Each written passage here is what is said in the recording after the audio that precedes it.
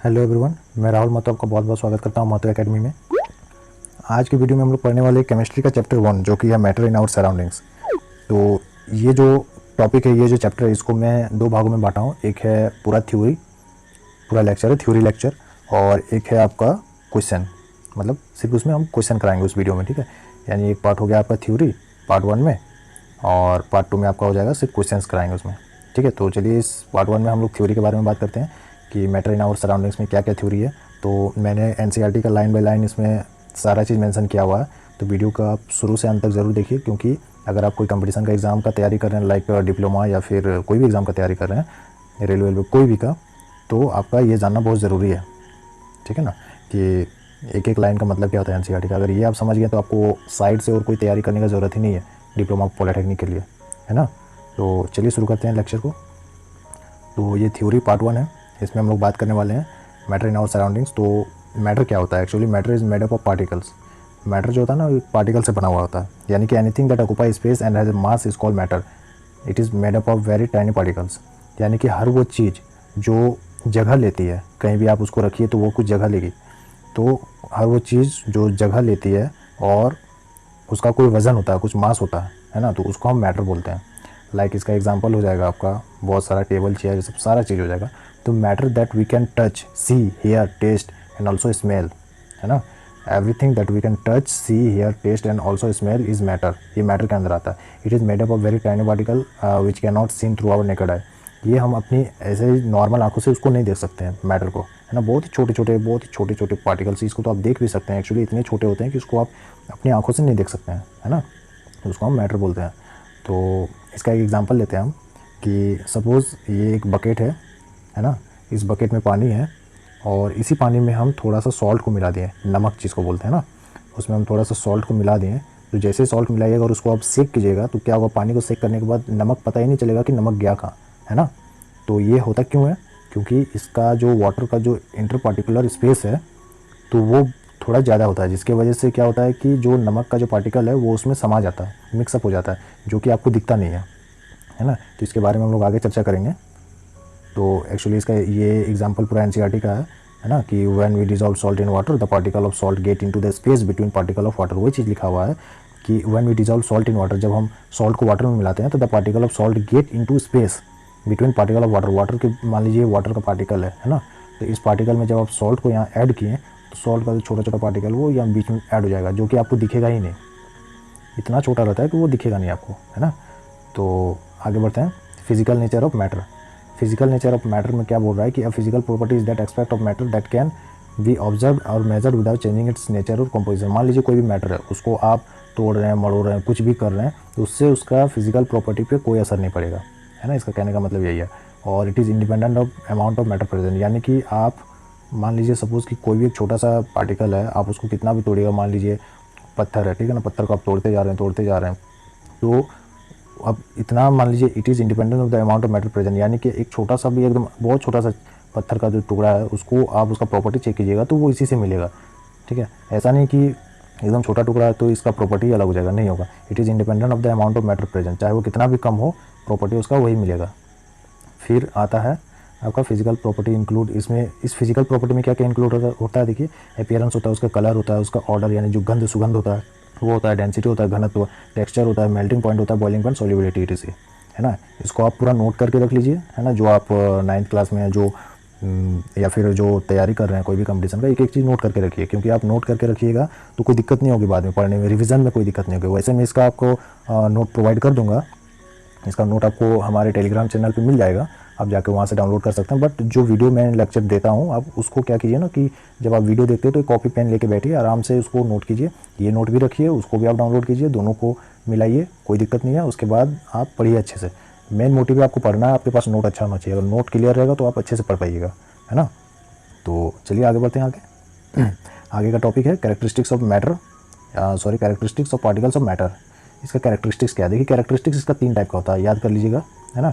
एक होता है ये particle of matter have space between them, particle of matter are continuously moving, और है particles of matter attract each other, है ना।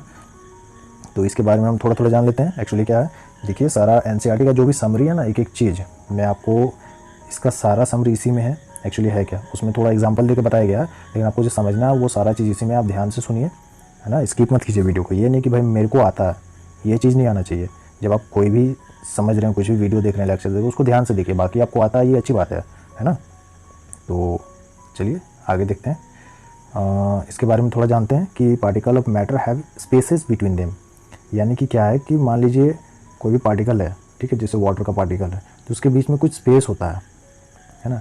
और जैसे कोई सॉलिड है मान लीजिए एक, है ना, कोई भी पत्थर है, ईंट है, तो उसके बीच में भी होता है स्पेस, लेकिन बहुत कम होता है, बहुत कम, है ना। तो उसके बारे में देखते हैं, पढ़ते हैं एक्चुअली ये क्या बोल रहा है कि this characteristics is one of the concept behind the solubility of substance in which substances in other substances. यानी बोल क्या रहा है कि for example on dissolving sugar in water, है ना। इसमें क्या बोल रहा है कि on dissolving sugar in water there is no rise in water level because the particle of sugar get into the inter particle space between the water particle. यानी कि क्या बोल रहा है कि मान लीजिए ये आपका एक बकेट है, इस बकेट में आपका पानी है ना। इसमें अगर मान लीजिए आप शुगर मिलाएं, तो अगर आप शुगर को ऐड किए इसमें, तो बोल रहा है कि इसका वाटर लेवल बढ़ेगा या नहीं बढ़ेगा। इसका वाटर लेवल नहीं बढ़ेगा। क्यों नहीं बढ़ेगा? क्योंकि वाटर के बीच में जो भी आपका गैप है, उस गैप में ये आपका शुगर का जो पार्टिकल है ना, शुगर का सारा पार्टिकल इसके बीच में ऐड हो जाएगा और मिक्सअप हो जाएगा। ये जो आपका वाटर लेवल है जितना का उतना ही रहेगा, इसके बीच में जो जो स्पेस है उसमें ऐड हो जाएगा, है ना। वही ये बोलना चाहता है कि अगर कोई पानी है, पानी में अगर हम शुगर को मिला रहे हैं तो उससे उसका लेवल नहीं बढ़ता है, बल्कि पार्टिकल का जो स्पेस होता है उसके बीच में जो जगह है, मतलब पार्टिकल के बीच में जो स्पेस है उसमें शुगर का जो पार्टिकल है वो मिक्सअप हो जाता है ना। ये आपको समझ में आ गई। अब आते हैं particle of matter are continuously moving, है ना। Particle of the matter shows continuous random movement due to the kinetic energy they possess. यानी कि जैसे देखिए क्या बोल रहा है कि a rise in temperature increase the kinetic energy of the particles making them move more vigorously. देखिए इसको मैं एक एग्जांपल देके बताता हूँ, एनसीईआरटी का एग्जांपल है, बहुत ही अच्छा एग्जांपल है। देखिए एक्चुअली वो क्या बोलना चाहता है कि मान लीजिए यहाँ पे एक अगरबत्ती है ना। आप अगरबत्ती को जलाएं, यहाँ पे आप है ना, यहाँ पे आप है। अगर अगरबत्ती यहाँ पे जल रहा है तो उसका टेम्परेचर जितना ज़्यादा होगा, है ना, उतना आपको उसका सुगंध आएगा अगरबत्ती का। अगर मान लीजिए अगरबत्ती का टेम्परेचर बहुत कम है ना, तो वो आपको वो सुगंध महसूस नहीं होगा। अगर मान लीजिए अगरबत्ती का टेम्परेचर बहुत कम, अगर अगरबत्ती को आप जितना ज़्यादा जलाइएगा, जितना उसका टेम्परेचर ज़्यादा रहेगा, उतना ज़्यादा आपको उसका सुगंध मिलेगा, है ना। तो वही चीज़ इसमें बोल रहा है कि rise in temperature increase the kinetic energy of the particle. Particle का जो काइनेटिक एनर्जी होता है ना, वो टेम्परेचर बढ़ाने से इंक्रीज़ हो जाता है। तो मेकिंग देम यही जो काइनेटिक एनर्जी होता है, जो टेम्परेचर बढ़ाने से इंक्रीज़ होता है काइनेटिक एनर्जी, यही आपको मूव कराने में मदद करता है। जो पार्टिकल होता है ना, जैसे मान लीजिए कि कोई आप अगरबत्ती जलाएं, तो अगरबत्ती जलाने के बाद जो पार्टिकल वहाँ से निकल रहा है, तो जितना ज़्यादा टेम्परेचर रहेगा उतना जल्दी वो पार्टिकल मतलब ट्रैवल करेगा, मूव करेगा। अगर आप सामने हैं तो आपके पास बहुत जल्दी वो ट्रैवल करके आ जाएगा। तो उसी वजह से आपको सुगंध महसूस होगा कि कहीं अगरबत्ती जल रही है ना। ये एग्जांपल एनसीईआरटी में दिया गया है। अगर मान लीजिए आपका एक क्वेश्चन आता भी है बोर्ड में, तो आप अच्छे से लिख सकते हैं, है ना। उसके बाद आता है particle of matter attract each other. क्या बोल रहा है कि in every substance there is an inter particle force of attraction acting between the particles. To break a substance we need overcome this force. The strength of the force differs from one substance to another substance. ठीक है, particle of matter जो होता है ना, वो एक दूसरे को अट्रैक्ट करता है। कैसे करता है? तो इसका एक छोटा सा एग्जांपल है। जैसे मान लीजिए ये आपका वाटर है ना, मान लीजिए ये आपका वाटर है, आप यहाँ पे तैर रहे हैं, है ना।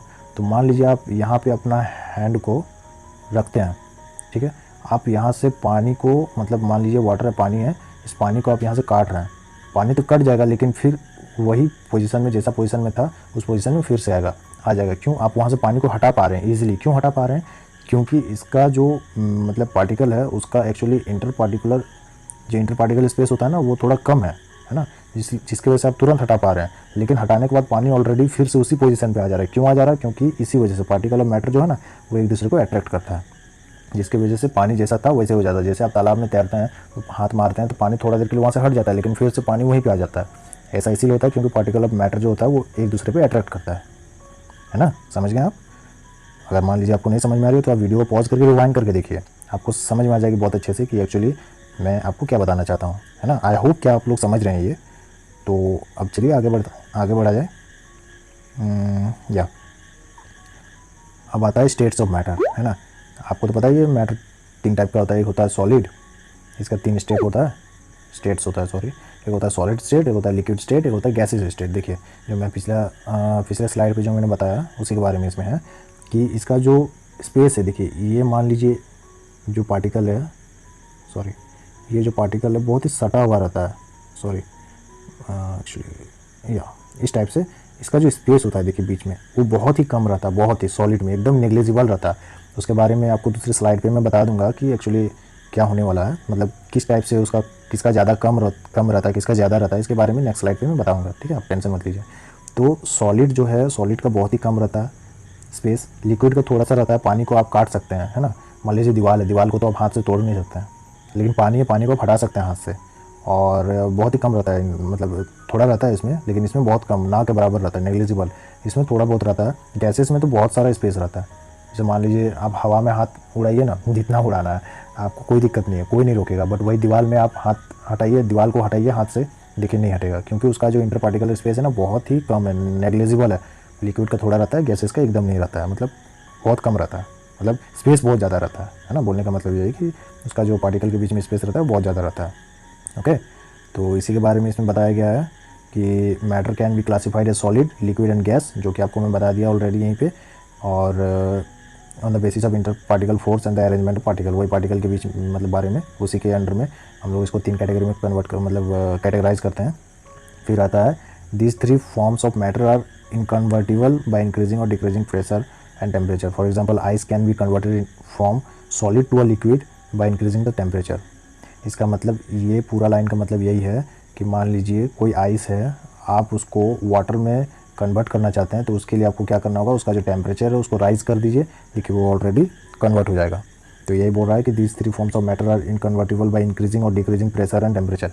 यानी कि सपोज ये जो आपका आइस है, ये आइस आपका सॉलिड में है, आप इसको लिक्विड में कन्वर्ट कर सकते हैं यानी वाटर में, और उसके बाद आप गैस में भी कन्वर्ट कर सकते हैं, जो कि वेपोराइज हो जाता है ना। तो इसको आप कन्वर्ट कर सकते हैं, उसी के बारे में बताया गया कि इसको कन्वर्ट करने के लिए आप टेम्परेचर को कभी इंक्रीज़ कीजिए, है ना, और मान लीजिए आप सॉलिड से लिक्विड आ रहे हैं, फिर लिक्विड से गैस जा रहे हैं, अगर मान लीजिए गैस से लिक्विड आ रहे हैं या लिक्विड से सॉलिड आ रहे हैं, तो उसके लिए different type of arrangement and different type of conversion है जो कि इसमें होता है ना। तो अब आगे बढ़ते हैं। देखिए इसी चैट की मैं बात कर रहा था, बहुत ही इंपॉर्टेंट है, खास करके बोर्ड एग्जाम के स्टूडेंट के लिए, और जो प्रिपरेशन कर रहे हैं डिप्लोमा के लिए उसके लिए भी बहुत इंपॉर्टेंट है। आपका एमसीक्यू में भी पूछा जाता है बहुत सारा सवाल, है ना। तो देखिए इसमें क्या बोला गया है कि ये आपका प्रॉपर्टी में मैंने कैटेगराइज कर दिया, ये सारा प्रॉपर्टी है ना, सॉलिड लिक्विड गैस का सारा प्रॉपर्टी है। तो देखिए इसके बारे में डिस्कस करते हैं कि एक प्रॉपर्टी है आपका शेप एंड वॉल्यूम का। तो सॉलिड का जो रहता है ना, फिक्स शेप और वॉल्यूम रहता है, क्यों, क्योंकि उसका जो स्पेस होता है इंटर पार्टिकुलर स्पेस वो बहुत ही कम रहता है, नेग्लिजिबल रहता है, जिसकी वजह से फिक्स शेप मिलता है हमको, फिक्स वॉल्यूम भी मिलता है कि हाँ भाई अगर मान लीजिए कोई भी पत्थर है, कोई भी ईंट है, ईंट पत्थर, मान लीजिए ईंट है कोई भी, तो वो ईंट इतना ही जगह लेगा। मान लीजिए ये ईंट है आपका, है ना, तो ये ईंट इतना ही जगह लेगा आपका, इससे ज़्यादा जगह नहीं लेगा, और फिक्स है, इसका शेप भी फिक्स है, इसका शेप मतलब चेंज नहीं होगा, ऑलरेडी इसका शेप फिक्स है। ओके, और ये सॉलिड के बारे में हो गया, इसका शेप और वॉल्यूम पता चल गया। लिक्विड का कोई भी फिक्स शेप नहीं रहता है ना, बट हैज़ वॉल्यूम, इसका वॉल्यूम रहता है।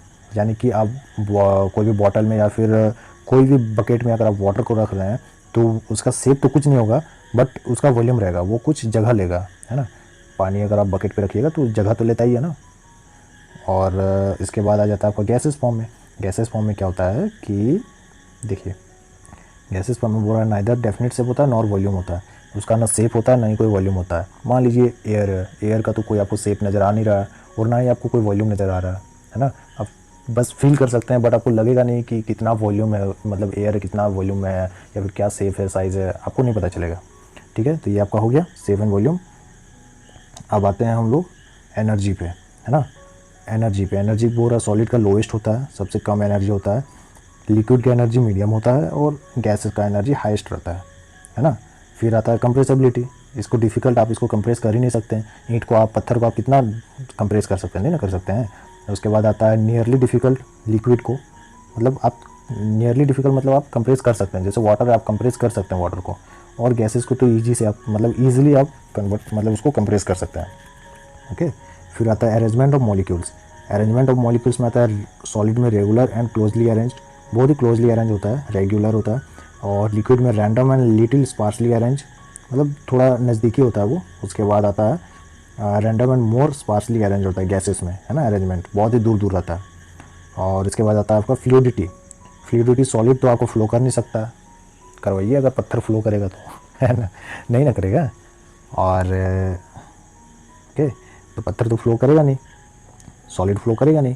फ्लोज और लिक्विड की बात हो गया तो flows from higher to lower level, है ना, लिक्विड फ्लो करेगा।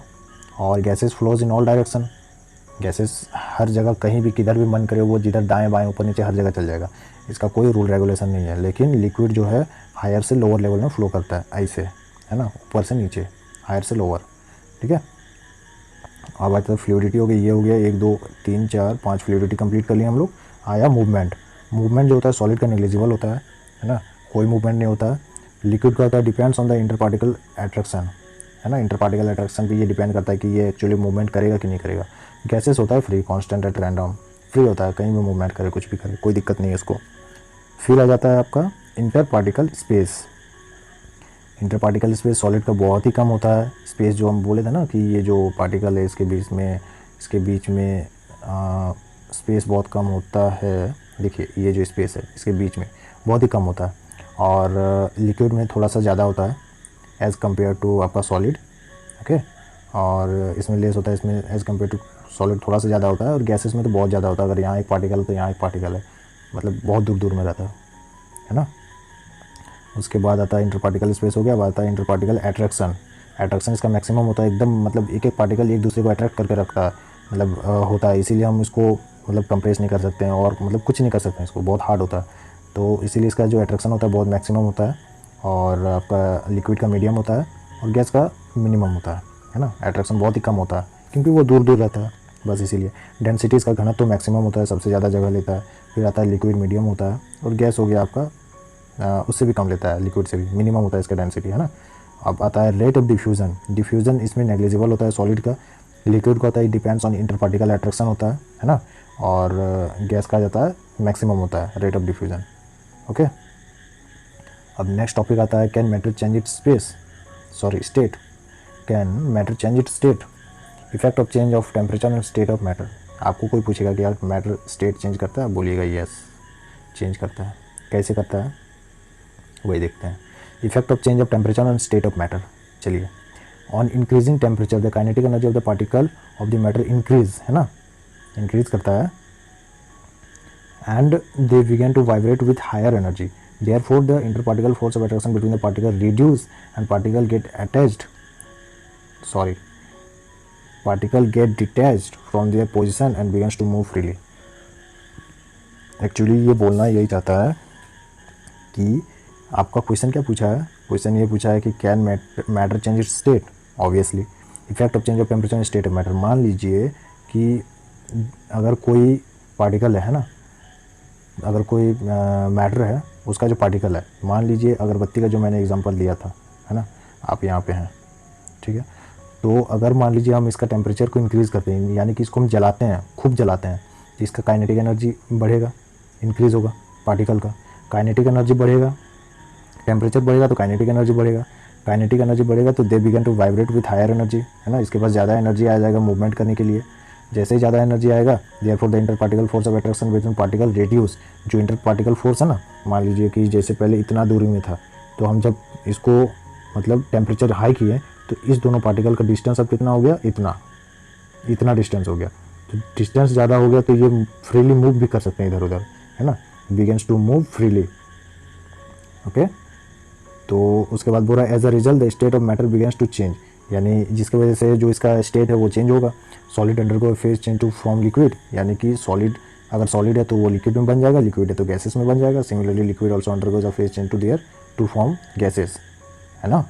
बस यही चीज़ है कि अगर कोई भी चीज़ है, मतलब अगर आप सॉलिड में है उसको आप हीट करते हैं, टेम्परेचर राइज करते हैं, तो वो गैस सॉलिड लिक्विड में कन्वर्ट होता है। लिक्विड को अगर टेम्परेचर राइज करते हैं तो वो किस में कन्वर्ट होगा, गैसेस में कन्वर्ट होगा, ओके। आई समझ में। बस इसमें आपका बस टेम्परेचर का सब खेला टेम्परेचर का। टेम्परेचर बढ़ेगा, फॉर्म उसका चेंज होगा, स्टेट चेंज होगा, सॉलिड से लिक्विड, लिक्विड से गैस, ओके। बस आगे चलते हैं। अब आता है आपका मेल्टिंग पॉइंट, यानी जो पिघलता है ना, पिघलने वाला पॉइंट। तो the melting point of a solid is defined as the temperature at which solid melts to become liquid at the atmospheric pressure. बोल रहा है कि द मेल्टिंग पॉइंट, जो मेल्टिंग पॉइंट होता है वो सॉलिड का जो मेल्टिंग पॉइंट होता है वो डिफाइन कर मतलब उसको जो हम लोग डिफाइन करते हैं as the temperature at which solid melts to become liquid at the atmospheric pressure. यानी कि जो हमारा एटमॉस्फेरिक प्रेशर है, उस एटमॉस्फेरिक प्रेशर में जो सॉलिड मेल्ट होता है लिक्विड में, उसको हम मेल्टिंग पॉइंट बोलते हैं। आया समझ में? क्या बोला मैं कि एटमॉस्फेरिक प्रेशर के अंडर में सॉलिड जब मेल्ट होता है और मेल्ट होकर लिक्विड बनता है तो उस एटमॉस्फेरिक प्रेशर में उस पॉइंट पे जितना टेम्परेचर पे वो मेल्ट हो रहा है तो उसको हम बोलते हैं मेल्टिंग पॉइंट। ओके, और आता है दूसरा नंबर पे, ये पहला हो गया। दूसरा पे आता है at melting point this two phases that is solid and liquid are in equilibrium, that is at this point both solid state and liquid state exist simultaneously. यानी कि एट मेल्टिंग पॉइंट ये जो दोनों फेज है ना, solid and liquid, तो ये equilibrium में रहता है। यानी कि eight this point both solid and liquid state exist simultaneously, मतलब एक लगातार होता है, वो एग्जिस्ट करता है ना। तो इसके बाद ये तो हो गया मेल्टिंग पॉइंट। अब हम लोग पढ़ते हैं boiling point. Boiling point of a liquid, ये था मेरा melting point of a solid, है ना।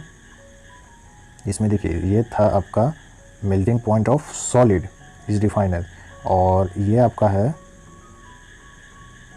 Boiling point of liquid is defined as the temperature at which the vapour pressure of liquid is equal to atmospheric pressure, है ना।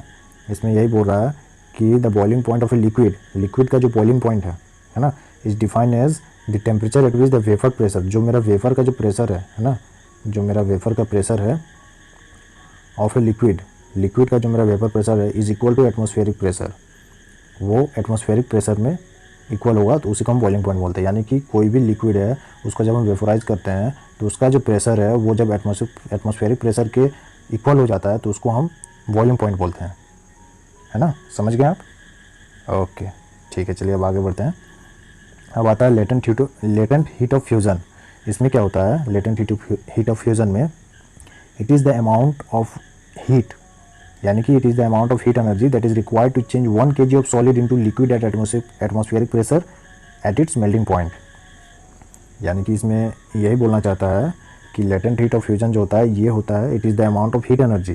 ये एक heat energy मतलब होता है, हीट एनर्जी होता है जो कि मान लीजिए ये आपका 1 kg सॉलिड है, ठीक है, 1 kg ऑफ सॉलिड है, इसको आप लिक्विड में कन्वर्ट करना चाहते हैं, ठीक है, ये सॉलिड है, इसको आप लिक्विड में कन्वर्ट करना चाहते हैं। तो यही जो आप सॉलिड को लिक्विड में कन्वर्ट कर रहे हैं ना, तो इसमें जो आपका हीट लग रहा है, जो अमाउंट ऑफ हीट एनर्जी लग रहा है ना, जो कि आप सॉलिड को लिक्विड में कन्वर्ट कर रहे हैं एट एटमॉस्फेरिक प्रेशर, है ना, एट इट्स मेल्टिंग पॉइंट, तो इसी को आप लेटेंट हीट ऑफ फ्यूजन बोलते हैं। Okay, it is the amount of heat energy that is required to change 1 kg of solid into liquid at atmospheric pressure at its melting point. Okay, now latent heat of vaporisation. अब आपका आता है it is the amount of heat energy, है ना।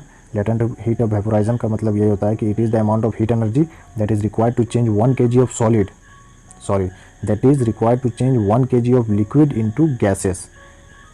ये आपका क्या था 1 kg of solid into liquid, है ना। ये आपका लेटेंट हीट ऑफ फ्यूजन में सॉलिड से लिक्विड, ओके। और लेटेंट हीट ऑफ वेपोराइजेशन में आपका है लिक्विड टू गैसेस, है ना।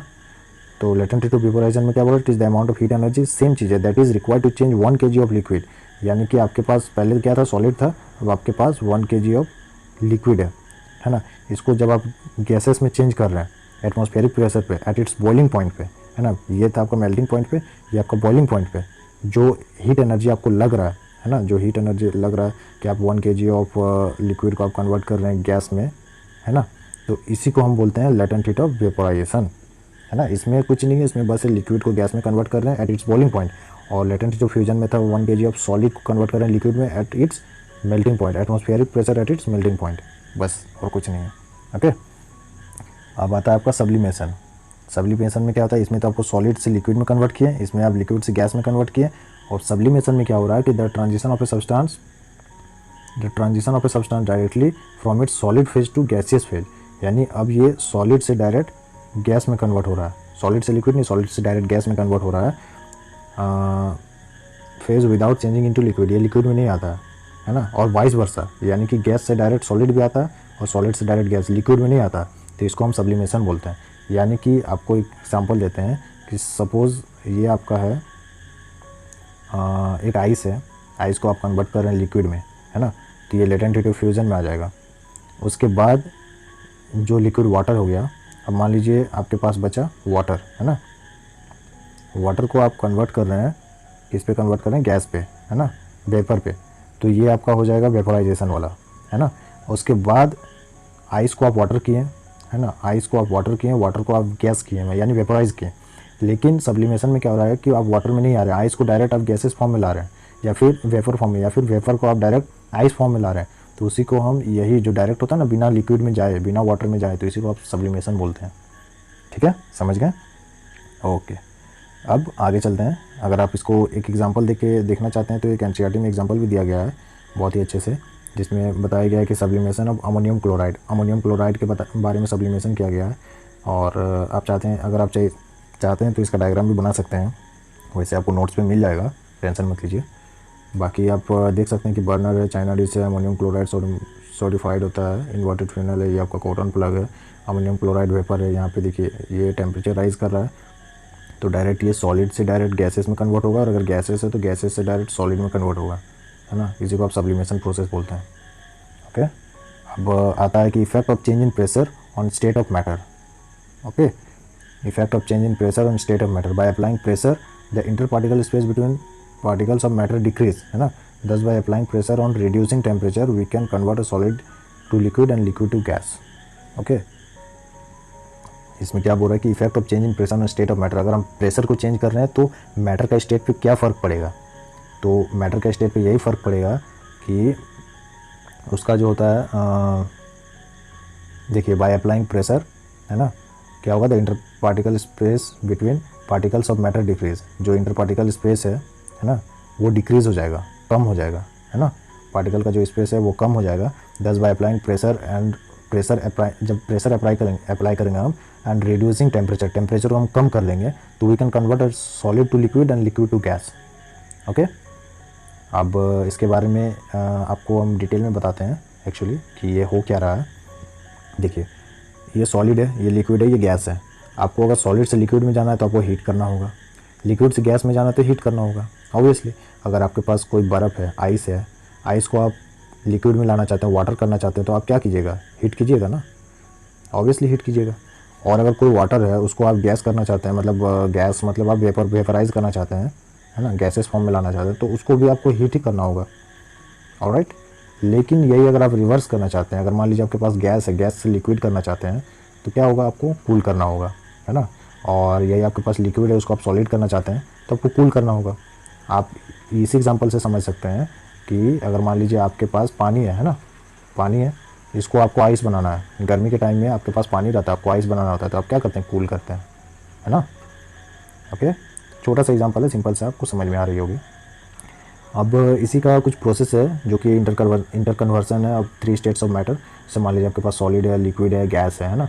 तो सॉलिड से अगर आप लिक्विड में जाना चाहते हैं तो उसको हम फ्यूज़न बोलते हैं, या फिर लिक्विड से आप सॉलिड में आना चाहते हैं तो सॉलिडिफिकेशन बोलते हैं, है ना। कुछ टर्म आपको याद रखना पड़ेगा।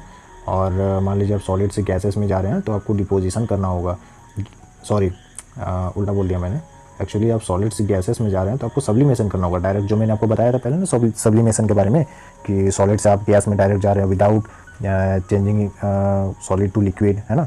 अगर आप डायरेक्ट गैसेस फॉर्म में जा रहे हैं सॉलिड से तो वो सब्लिमेशन हो गया, अगर गैसेस से सॉलिड में आ रहे हैं तो वो डिपोजिशन हो गया। ओके, और आखिर में आ गया आपका लिक्विड से गैस कर रहे हैं, यानी वेपराइज कर रहे हैं। वेपर आता है ना, जैसे मान लीजिए आप कोई भी जैसे चावल बनाते हैं, है ना, चावल बनाते हैं तो चावल को पानी में रखते हैं, तो जब चावल पानी में रहता है आप उसको गर्म करते हैं तो देखिएगा उसमें से भाप निकलता है, वही जो भाप निकलता है वो वेपराइज होता है, यानी कि जो आप चावल पानी के अंदर में है ना, तो पानी क्या होता है, भाप बन के निकलता है, यानी गैस बन के निकलता है, तो वही होता है वेपराइजेशन। ओके, और बाकी ये तो लिक्विड से गैस में आता है, जो गैस से लिक्विड में जाता है उसको हम बोलते हैं कंडेंसेशन, है ना। जो गैस से लिक्विड में जाता है उसको हम बोलते हैं कंडेंसेशन। आई होप आपको समझ में आ रही होगी, ईजी है, ज़्यादा हार्ड नहीं है, थोड़ा दिमाग लगाइए, इसमें दिमाग भी ज़्यादा लगाने की ज़रूरत नहीं है, आराम से बन जाएगा। ओके, अब आती है आपका मैटर इन आवर सराउंडिंग, इसी चैप्टर के अंदर है इवापोरेशन, है ना। अब आ गया आपका टर्म इवापोरेशन। इवापोरेशन क्या होता है कि the phenomena okay, the phenomena by which molecule in state यानी कि liquid state undergo a spontaneous transition to the gases phase at any temperature below its boiling point is called evaporation. Evaporate होता है। Okay, evaporation का मतलब ये है कि the phenomena by which molecule in liquid state, है ना, जो लिक्विड स्टेट में जो मेरा मॉलिक्यूल है वो undergo a spontaneous transition to the gaseous phase at any temperature, वो लिक्विड से डायरेक्ट गैसेस फॉर्म में जा रहा है ना, कोई भी टेम्परेचर में below its boiling point. Boiling point मतलब मेरा मान लीजिए कुछ है, उसके नीचे अगर लिक्विड मेरा गैसेस में कन्वर्ट हो रहा है तो उस प्रोसेस को हम बोलते हैं इवापोरेशन, है ना, ये टर्म हो गया इवापोरेशन। ओके, अब इसके बाद आता है एक एग्जांपल देख लेते हैं। For example the gradual drying of damp clothes is caused by the evaporation of water to water vapour, यानी कि मान लीजिए ये आपका कपड़ा है ना, मान लीजिए ये आपका यहाँ पे कपड़ा सूख रहा है, ठीक है, ये आपका कपड़ा सूख रहा है इस तार पे, तो ये जो कपड़ा सूख रहा है, तो ये जब कपड़ा भीगा हुआ था, जो आपका क्लोथ भीगा हुआ था, उस टाइम इस पर कुछ वाटर था, वो वाटर वेपर में कन्वर्ट हो जाता है टेम्परेचर की वजह से, टेम्परेचर ज़्यादा होता है उसकी वजह से, जब वो वाटर वेपर में चेंज हो जाता है तो इस प्रोसेस से जो आपका लिक्विड है वो डायरेक्ट गैसेस फॉर्म में कन्वर्ट होता है ना। ये जो लिक्विड स्टेट है ये undergo spontaneous transition to gaseous phase, जिसके वजह से मेरा कपड़ा सूख जाता है, तो उसी प्रोसेस को हम बोलते हैं इवापोरेशन, है ना। या आप एग्जाम्पल भी लिख सकते हैं अगर एग्जाम में आया तो कोई दिक्कत नहीं है। बाकी आपका नेक्स्ट आ जाता है फैक्टर अफेक्टिंग इवापोरेशन। क्या क्या फैक्टर अफेक्ट करता है, अगर मान लीजिए सपोज जो मैंने एग्जांपल दिया ये आपका कपड़ा सूख रहा है, ठीक है, तो ये कपड़ा सूख रहा है तो इसमें क्या क्या फैक्टर इफेक्ट करता है। तो सबसे पहले तो टेम्परेचर इफेक्ट करता है। The rate of evaporation increase with an increase in temperature, यानी कि आपका कपड़ा उतना ही जल्दी सूखेगा जितना ज़्यादा आपका टेम्परेचर इंक्रीज़ होगा। जितना सन का लाइट मिलेगा आपको आपके कपड़े पे, जितना जल्दी सन का लाइट मिलेगा आपके कपड़े को उतना जल्दी वो सूखेगा, है ना। ये आपका सन हो गया, जितना जल्दी इसका लाइट मिलेगा और जितना ज़्यादा मिलेगा उतना जल्दी कपड़ा सूखेगा, यानी कि the rate of evaporation increase with increase in temperature. फिर आता है surface area. The rate of evaporation increase with an increase in surface area, यानी कि ये जितना बड़ा होगा उतना जल्दी कपड़ा सूखेगा, यानी कि the rate of evaporation increase with an increase in surface area. Surface area की वजह से आपका जो इवापोरेशन का रेट है वो बहुत जल्दी इंक्रीज़ होता है। ओके, अब हम आ जाते हैं ह्यूमिडिटी पे। ह्यूमिडिटी यानी कि the rate of evaporation decrease with an increase in humidity, यानी कि इवापोरेशन मेरा कम होगा जितना भीगा हुआ रहेगा, यानी कि कपड़ा मेरा जितना भीगा हुआ है इवापोरेट है ना, ये जो मेरा कपड़ा इवापोरेट है तो the rate of evaporation decrease मतलब उतना जल्दी नहीं सूखेगा। अगर मेरा कपड़ा जितना ज़्यादा भीगा हुआ रहेगा तो उतना ही लेट लगेगा सूखने के लिए, यानी कि इवापोरेशन मेरा डिक्रीज़ होगा। ओके, फिर आता है विंड स्पीड, है ना। अब आता है विंड स्पीड, यानी कि ये जो मेरा कपड़ा था ये भी उतना ही जल्दी सूखेगा जितना तेज़ी से विंड चलेगी, यानी हवा चलेगी। The rate of evaporation increase with an increase in wind speed. Okay, I hope आपको समझ में आ रही होगी ये सब टॉपिक। ओके, तो अब चलते हैं हम नेक्स्ट टॉपिक पे। अब आता है कूलिंग ड्यू टू इवापोरेशन, है ना। फाइनली अब हम लोग आ गए cooling due to evaporation, last topic है। तो during evaporation the particle of liquid absorb energy from the surrounding to overcome the interparticle force of attraction and undergo the phase change. The absorption of heat from the surrounding makes the surrounding cool. For example, sweating cools down our body. यानी कि ये यही मतलब ये जो sentence लिखा हुआ है ये यही बोलना चाहता है कि during evaporation cooling due to evaporation, यानी कि जब इवापोरेट होता है ना तो उसमें कूलिंग फील होता है। कैसे कूलिंग फील होता है, जैसे मान लीजिए कि द पार्टिकल ऑफ लिक्विड है ना, वो absorb energy from the surrounding. मान लीजिए ये आपका कपड़ा भीगा हुआ है ना, ये आपका कपड़ा भीगा हुआ है ना, तो ये क्या बोल रहा है कि जब इवापोरेट होता है ना, जब सूर्य का रोशनी से जब ये इवापोरेट होता है ना, जब ये इवापोरेट होता है तो क्या होता है, the inter particle force of attraction, यानी कि जब इवापोरेट होता है the particle of liquid absorb energy. ये जो मेरा यहाँ पे लिक्विड का जो पार्टिकल ये जो भीगा हुआ है इसका जो पार्टिकल है ये क्या करता है, एनर्जी को एब्जॉर्ब करता है। ये इसको एब्जॉर्ब किया फ्रॉम द सराउंडिंग, ये सराउंडिंग से एब्जॉर्ब किया। उसके बाद क्या बोलता है, to overcome the inter particle force of attraction and undergo, है ना, अंडरगो द फेज चेंज। ये फेज चेंज क्या करता है कि the absorption of heat from the surrounding makes the surrounding cool, यानी कि for example sweat cool down our body, यानी कि क्या है कि आपका जो बॉडी है, मान लीजिए सपोज एक एग्जाम्पल मैं देता हूँ, अगर आपका बॉडी है ना, उसमें स्वेटिंग हो रही है तो स्वेटिंग होने से आपको कूल फील होता है। कूल फील कैसे होता है, ठंड कैसे लगती है आपको थोड़ा सा, जब आप मान लीजिए गर्मी में स्वेटिंग फील कर रहे हैं, थोड़ा सा हवा चलती है ना तो आपको थोड़ा ठंडा फील होता है। क्यों होता है, ये कैसे कूल फील करवाती है कि आपके बॉडी पे जो टेम्परेचर होता है और आसपास का जो टेम्परेचर होता है, उससे क्या होता है कि बॉडी का टेम्परेचर, आपका जो हीट होता है, जो आपका बॉडी वो रिलीज़ होता है, इवापोरेट होता है, और आसपास का जो एयर होता है उसमें जो ठंड होती है उसको वो एब्जॉर्ब करती है। ओके, मैं आपको एक एग्जांपल के साथ यहाँ बताता हूँ कि एक क्वेश्चन है इसमें एनसीईआरटी में, उसमें आपको समझ में आएगा कि why should we wear cotton cloth in summer. During summer we perspire more because of the mechanism of our body. देखिए, ड्यूरिंग समर में हम लोग का क्या होता है कि पसीना निकलता है ज़्यादा, है ना, because of the mechanism of our body, कुछ फिजिकल मैकेनिज्म है ना, विच कीप्स अस कूल। जैसे पसीना निकलता है, पसीना निकलने से हम लोग को कूल फील होता है ना, क्योंकि वो सराउंडिंग का जो टेम्परेचर है ना, जो कूल टेम्परेचर, वो उसको एक्सेप्ट कर लेती है। We know that during evaporation the particles at the surface of liquid gain energy. वही जो मैंने बोला कि जो आपका लिक्विड है ना, जो पसीना है, वो क्या करता है कि आसपास का जो एनर्जी है उसको गेन करता है ना, सराउंडिंग का, और body surface and change it into vapour. जैसे ही वो गेन किया, उसको वेपर में चेंज किया। जैसे पसीना आपका निकला, जैसे ही तो पसीना निकला तो वो क्या किया कि सराउंडिंग का जो टेम्परेचर है, जो एनर्जी है, उसको वो गेन किया। गेन होने के बाद वो वेपोराइज हुआ। तो जब वेपोराइज होता है तो उस टाइम आपको बॉडी को कूल फील होता है। The heat energy equal to the latent heat of vaporisation is observe from the body living the body cool. जैसे ही वो आपकी बॉडी को लीव करता है, जब पसीना सूखता है धीरे धीरे, तो क्या होता है कि आपको बॉडी को कूल फील होता है ना।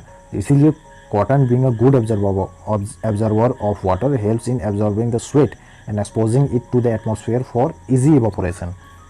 यानी कि जो कॉटन होता है वो गुड एब्जॉर्बर ऑफ वाटर होता है, एब्जॉर्ब करता है वाटर को।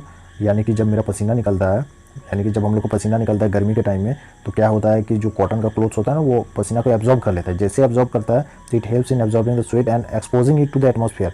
तो एटमॉस्फेयर में जो आपका पसीना सोख लेता है, मतलब आपका जो कपड़ा है, जो कॉटन है, वो जब आपका पसीना सोख लेता है तो क्या होता है, उसके बाद सराउंडिंग एनर्जी गेन करके वो वेपोराइज होता है। जैसे वेपोराइज होता है तो उसमें आपको कूल फील करवाता है थोड़ा सा।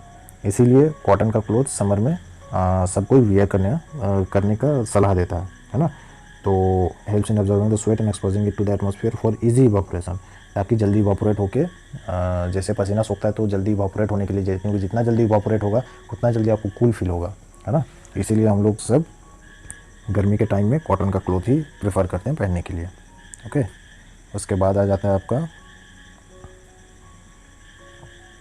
Y do we see water droplet on the outer surface of a glass container ice cold water. Okay, बोल रहा है कि why do we see water droplet on the outer surface of a glass containing ice cold water.